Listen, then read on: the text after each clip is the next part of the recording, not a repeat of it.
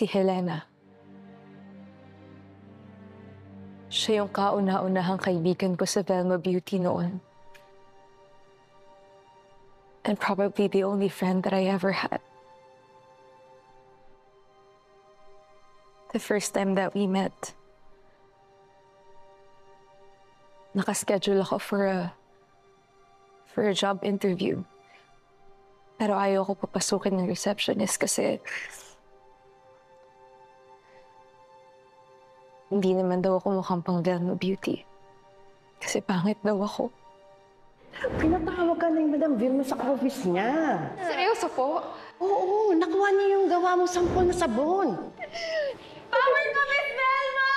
Your dreams are powerful! Your dreams are beautiful! She was there. Helena.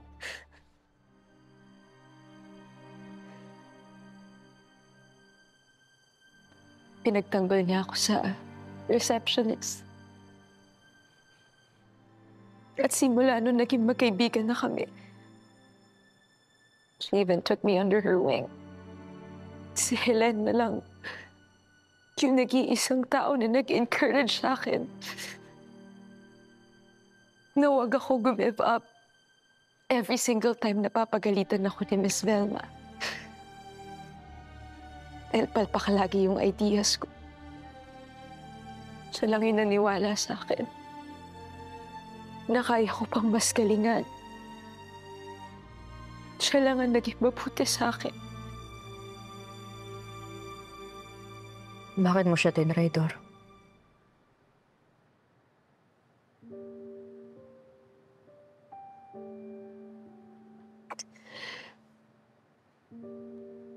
Because I was jealous of her.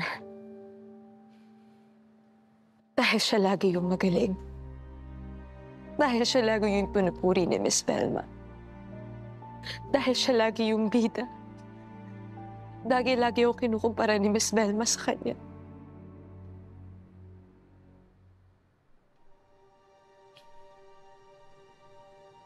Mabuti naman at inamin mo.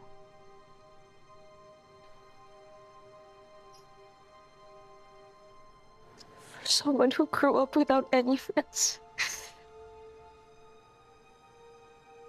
I didn't know how to be one.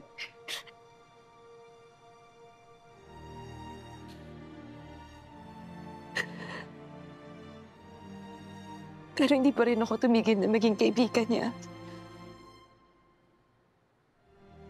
Nakikiselebrate pa nga ako sa mga achievements niya.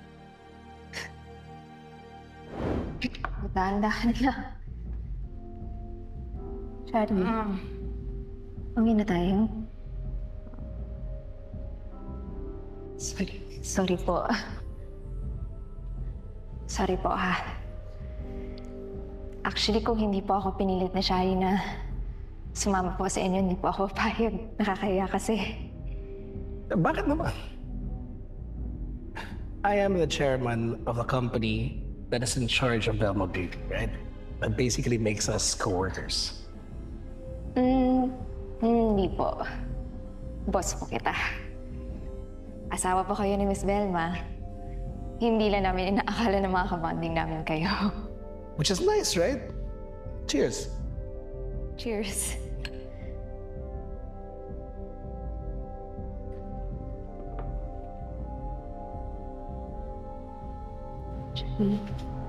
Sabi ka lang, ha? Ako lang siya. Ang bait niyo po, sir. Salamat po. Ang swerte po ni Miss Velma sa inyo. Marunong kayong makisama. Parang down to earth niyo. Parang hindi kayo imperial. I'm glad you feel that way. And I will drink to that.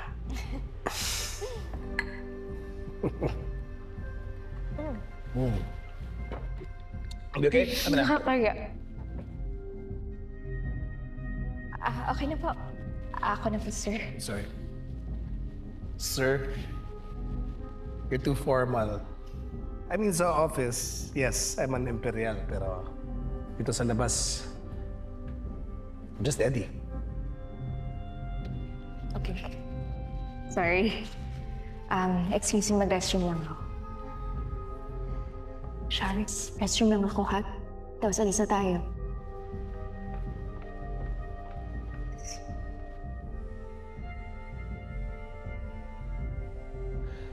Sherry, you okay? Sherry?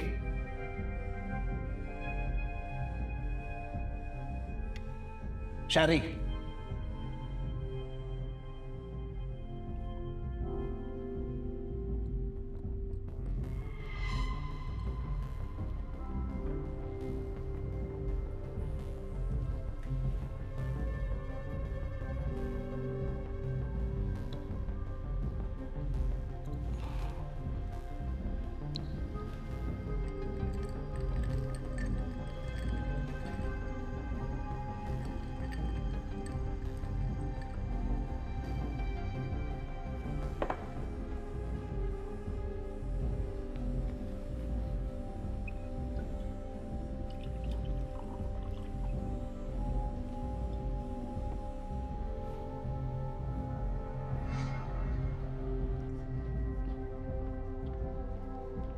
You okay? Yeah.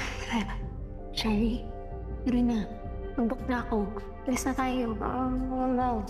Charles, tama. Sherry, tama na. May pasok pa bukas. Huli na tayo. Sir, baka mauna na po kami. May pasok pa po kami bukas eh. Nandiyan yung driver ko. Pwede ko kayo pahatid. Talaga po ba? Mas safe yan. Sure po ba? Walang problema. Tapusin ko lang to. Besides, you're celebrating, right? Oh. Cheers. Cheers. Congratulations. Thank you po.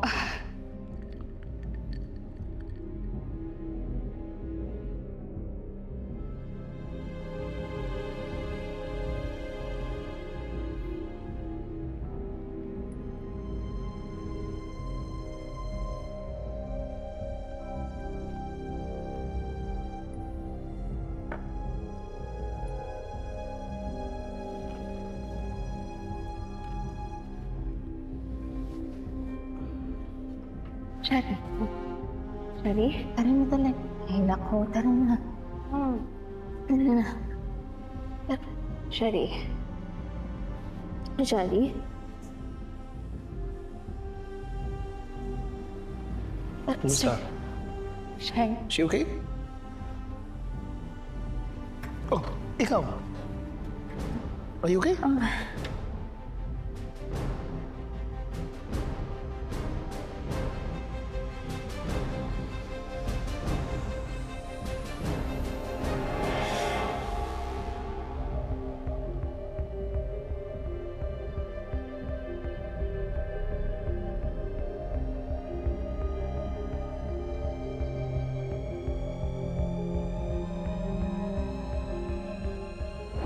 I was too late. Then I was too drunk.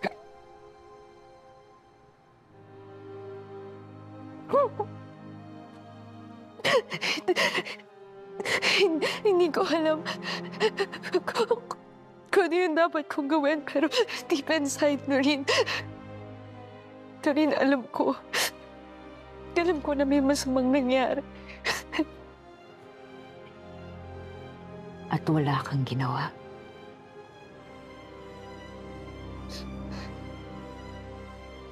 Rin, sinubukan ko. Kinausap ko si Sir Eddie. Sir Eddie, Sherry. pwede po ba kayo makausap? Yeah, anything. Tungkol po sana sa nangyari kagabi. Wasn't it fun? I had fun. I hope you enjoyed kasi yung itsura mo. Nakita ko po kayo nung may nilagay kayo sa inumin ni Helena.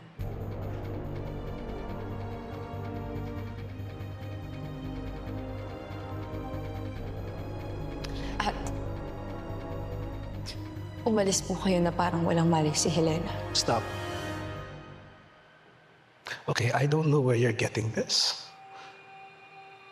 Wala akong nilagay na kahit ano sa inumin ni Helena. You were so wasted. I'd be surprised if you actually saw anything at all. You're mistaken. May nakita po talaga ako. Nakita ko po na bit-bit niyo po si Helena palabas. Yes, Sherry. Helena and I, we went home together. We left together. Whatever you're insinuating here, I don't appreciate it. Listen, Helena is an adult. She is a grown woman. Alam niya kung anong pinasok niya. Alam niya kung ano ang gusto niya. I just gave it to her.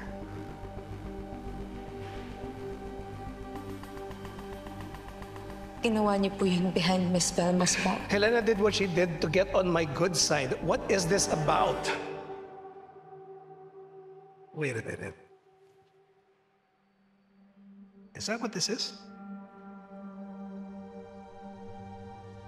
Are you trying to get to my good side?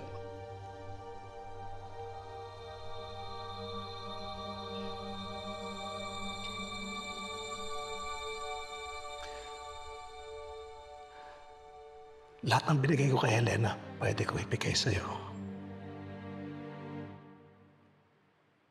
I am teasing. Ano ko ba? But seriously, kahit anong kailangan mo, tawagan mo lang ako. Anytime. Okay? One more thing. I really don't appreciate you slinging around these serious accusations. It could seriously damage your reputation and hurt your career. We don't want that. I suggest you drop it. There is no story here.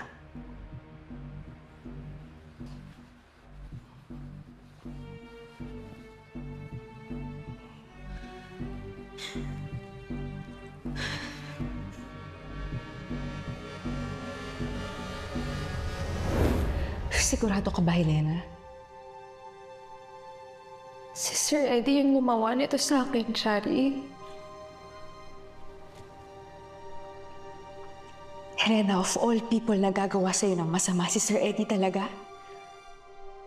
Bait-bait niyang tao. Helena, baka magsisiya mo yung binibintang mo. Shari, totoo yung sinasabi ko. Sigurado ka ba talaga? Baka naman ikaw yung unang lumapit sa kanya at nilang di mo siya kaya akala niya okay lang. Shari, hindi ako ganyan. Kaya nga ako nagsabi sa'yo kasi akala ko ikaw yung unang makakaintindi sa akin. Pero naiintindihan ko. Naiintindihan ko na may pangarap ka. Kaya mo inahas si Sir Eddie, hindi ba? At let me guess, kapag hindi ko yung pinili niya, iba-blackmail mo siya? Shari! Aminin mo na, Helena. Aminin mo!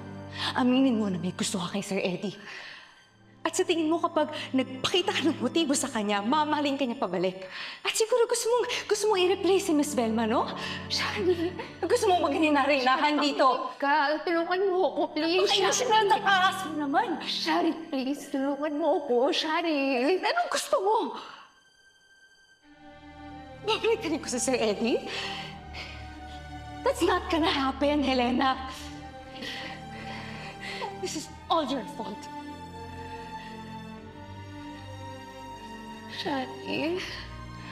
Shari.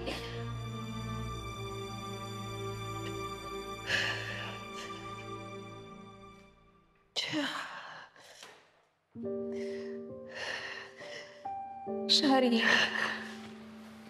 Helena, pwede pa tumigil ka. Tigilan mo ko. Shari, maniwala ka naman sa akin. Sige. Sige. Pero hindi ba, Helena? Tuwang-tuwa ka kay Sir Eddie. Shari, naririnig mo ba yung sinasabi mo? Hindi porket mabait yung tao sa akin, may karapatan siyang pagsamantalahan ako. Helena, paano siya hindi mag-iisip? Ikaw lang nalang ilagay mo siya sa patistan ng gabing yun. At paano rin ako maniniwala na hindi mo talaga nagustuhan yung nangyari? Shari, ako yung na-rape, di ba? Bakit parang kasalanan ko yung nangyari sa akin? Pabaya ka. Hindi ko kasalanan na binigyan mo ng motibo si Sir Eddie at hindi ko rin kasalanan naging malandi ka.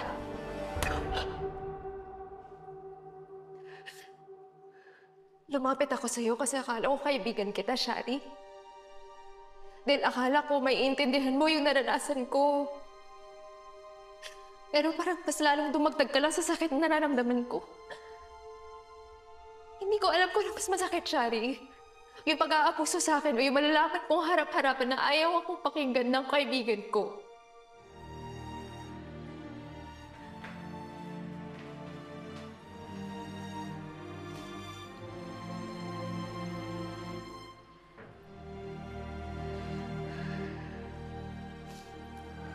Miss Velma, maniwala po kayo sa akin. Nagsasabi po ako ng totoo. Direct po ako ni Sir Eddie. I'm sure ikaw ang una lumandi sa asawa ko. At ngayon nahuli ka? Gusto mo siyang siraan? Miss Velma, please, please. Find your way out.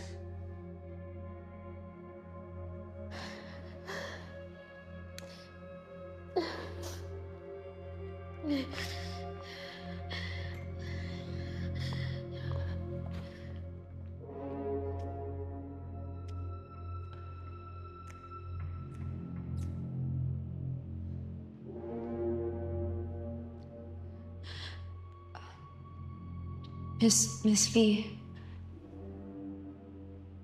paano po kung nagsasabi po ng totoo si Helena?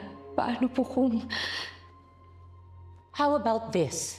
Ito, di ba obvious that my husband had an affair with this woman? And I'm sure gumawa siya ng paraan para mahulog si Eddie sa kanya. Miss V, Ano, naniniwala ka? Sa kasinungalingan niya? I'm the one being cheated on. Ang 2 taong pinagkatiwalaan ko. And you know, this wouldn't even be happening if not because of you. Miss V, paano po ako nadamay dito? Because I told Helena that you were going to be my successor one day. Ayun, she got pissed. Ako po magiging successor niyo? Who else? Ikaw lang ang magaling. Ikaw lang ang pwedeng pumalit kay Helena. Wala nang iba. Kaya nainggit siya. Nagalit. Kaya niya ginagawa to. Kaya, Shari, kampihan mo ko. Help me fight Helena and all her lies. Tutuparin ko lahat ng mga pangarap mo. And I will treat you like my own daughter.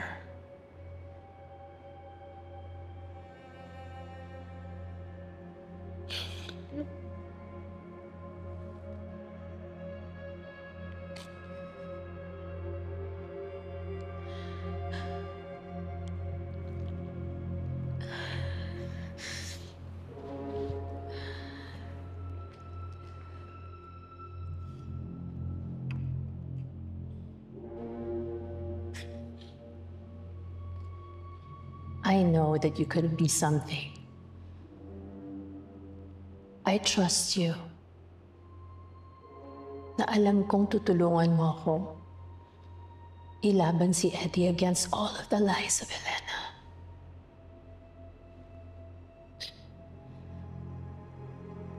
At patunay ng pangako ko sa'yo.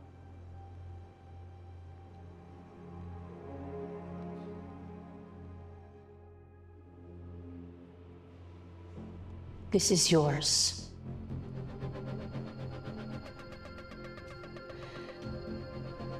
Gamitin mo para sa brand mo, Pantasya Beauty. Di ba yan naman ang pangarap mo?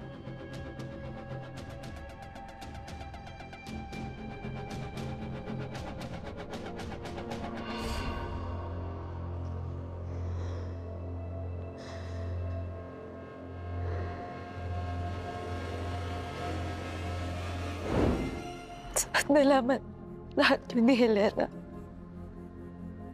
She confronted me. Imbes na umamin ako sa kanya, Sinabihan mo siya magpakamatay.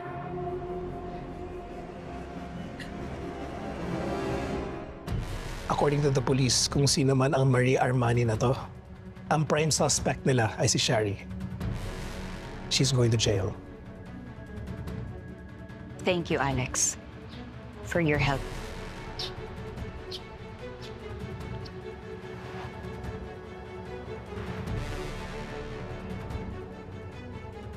Napakasakit malaman sa ibang tao yung totoo. Bawat detalye. Inabuhin nila yung ate ko.